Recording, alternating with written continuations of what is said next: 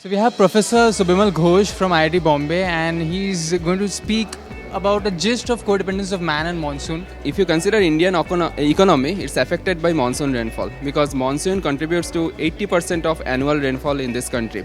And India is basically an agricultural country, so majority of the products are actual agricultural products.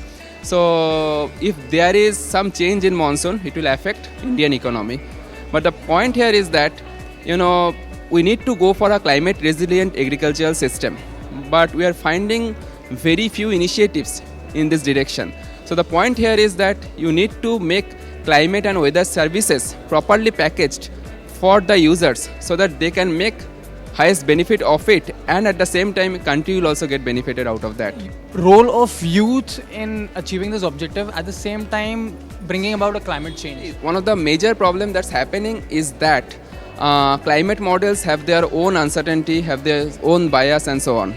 And that's one of the problem, because when it is made available to the users only focus on this uncertainty and bias, and they cannot take a proper decision.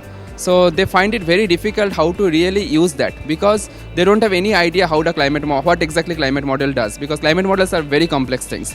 But at the same time, when climate modelers produce this output, they also don't think that what exactly are the needs of the users.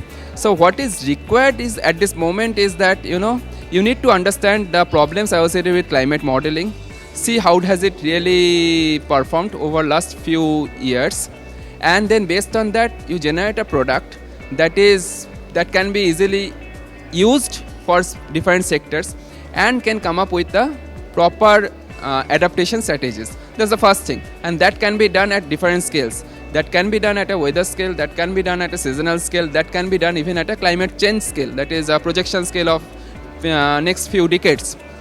So the idea here is that the important part is that it needs an interdisciplinary research. It cannot be done just by climate modelers, or it cannot be done just by the farmers, or it cannot be done just by the disaster mitigation people.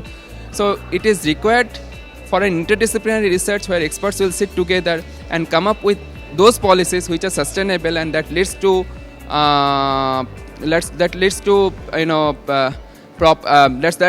correct adaptation policy.